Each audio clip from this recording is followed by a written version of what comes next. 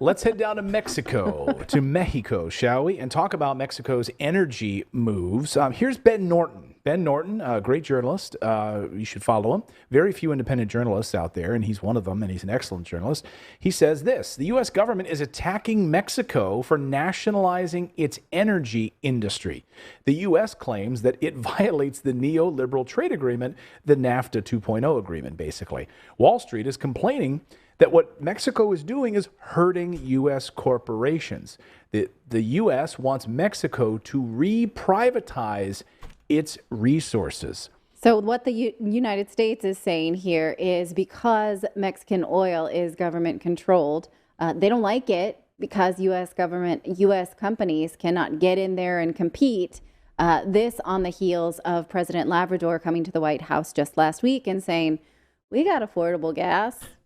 Right. So that is Americans are coming down and getting some. They're crossing the border to fill up a little bit cheaper. And the United States says, we can't have that. You're embarrassing us. That's the exact same thing that prompted the attempted coup in Venezuela right there. Same exact situation. So here's El Economista, if you take my screen here. This is, this is a website. This is in Spanish. Let me just do a little translate move here for you to English so you can see what this says. Energy nationalism takes Mexico to the dock of the accused in T-MEC. Okay, so the United States initiated the process to set up a dispute settlement panel against Mexico within the framework of the treaty between Mexico, the United States, and Canada. Citing two Mexican sources, the consultation of a draft announcement, the agency said the United States will initiate consultations on the measures taken by Mexico that, according to the U.S. commercial representatives, harm U.S. companies in Mexico and the energy produced in a neighboring country. This is according to the White House commercial representatives there. U.S. companies continue to face arbitrary treatment and more than $10 billion of investment in Mexico, mainly in renewable energy facilities. More than ever, they are at risk, he sent to the Mexican government last March.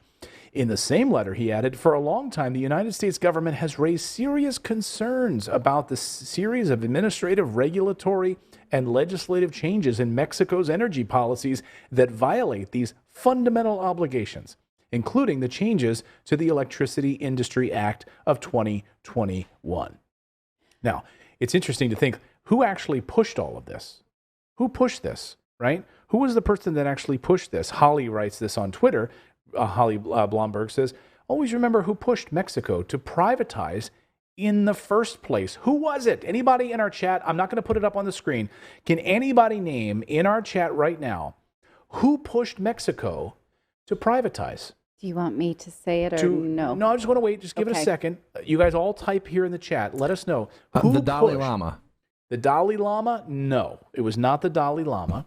Putin. It was not Putin. Although we're going to blame Putin now for it. Noriega.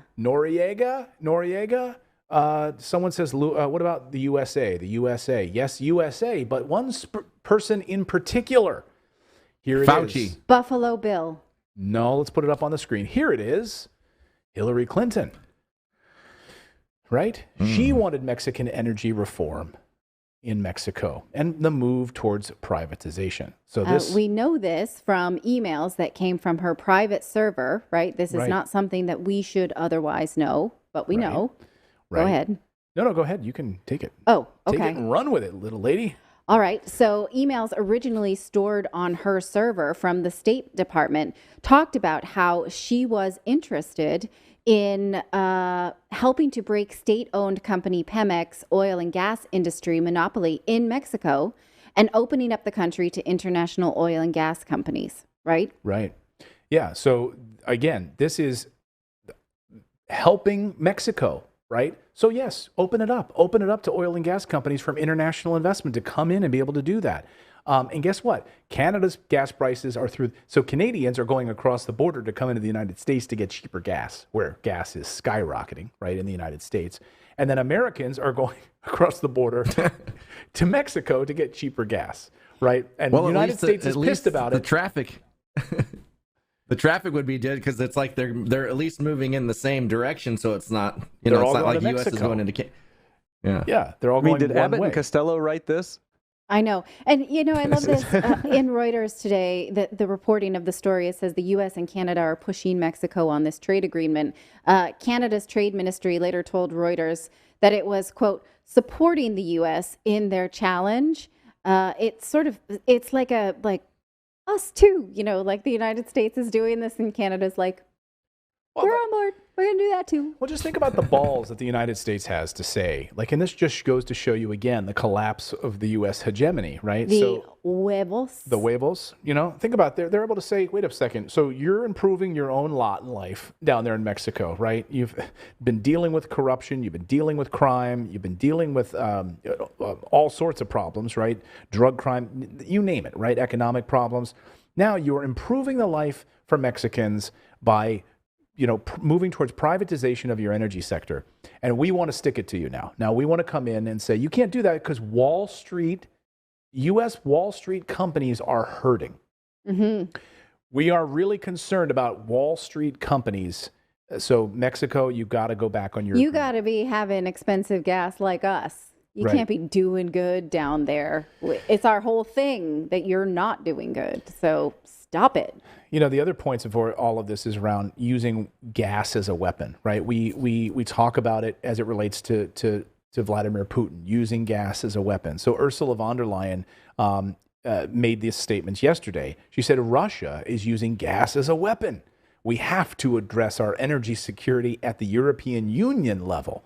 We learned from the pandemic that if we act in unity, we can address any crisis. So let's act together to reduce gas and provide a safety net for all EU countries. It's okay for some people to use gas as a weapon, but other people can't. What does she mean, to reduce gas? That means that we all collectively decide to reduce consumption? Because that's not usually a line. Buy electric cars, I think, is what she's saying. Perhaps, like everybody else. But conservation is not usually a line that politicians take. They never say reduce consumption. Well, here's what Benjamin Norton says about Ursula's comments. He says, when the neocolonialist claims Russia is using gas as a weapon, it's not. What she really means is Russia won't give Europe its gas for free. She's the leader of the EU, which imposed brutal sanctions on Russia, causing energy prices to skyrocket, but she blames Moscow. So again, why won't you give us your gas for free in Mexico? Why won't you, make sure that we have access to these things for free? But it Instead also we'll go to Syria and steal your oil. Speaks to the fact that the United States doesn't want any government to have control of its own gas pipeline.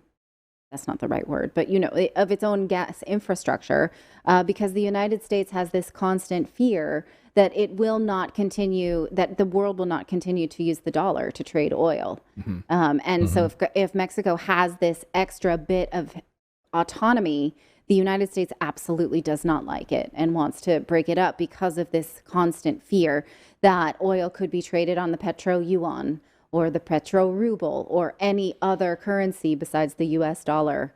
So that's something that must be prevented. Well, and that's the thing. I just feel personally like there's an awakening happening with all these other countries around the world where they're just like, look, the United States, you guys have just been the bullies of everything. Like, we have to own all the oil, we want all the land, we want all the water. Anytime, look at world fruit. Anytime we want something like pineapple, we not only do we take the fruit, we take your country. Right. That's just what we've done. And so this is going to come back to bite us in the ass big time, and I think it's starting to happen. Oh, I think we're seeing it now. I think we're seeing the fracturing of it, right? And I'm working on a piece now about American imperialism. I haven't finished writing it yet, but just showing we don't talk about it, but it's just as bad, if not worse, than what we talk about with British colonialization and so forth. And the areas you're talking about where we go in and we just take what we want. We don't talk about it. We do it quietly because Americans hate imperialism, right? We hate colonialization. We threw off the shackles of Britain, right? For that very reason. But we go into Syria and we steal their oil like we did last week, right? We go into Puerto Rico and take what we want there, like on sugarcane and what else? We tried to overthrow Venezuela's government just recently. Right. Yeah. Admittedly by John Bolton, who admits to to doing exactly that. Yeah. We're not even hiding it anymore. It used to be like CIA secret ops, but now it's like CNN and they're bringing on CIA operatives talking about it like it's cool. And remember that, Hillary Clinton quietly and privately was saying that this is the move for Mexico. Thank you so much for subscribing to our channel. We've been banned, we've been blocked, we've been censored. That's why we started our own website, to stay connected with you for free. That's right. So head on over to redacted.inc and make sure you're connected with us. You can sign up again at redacted.inc, not .com.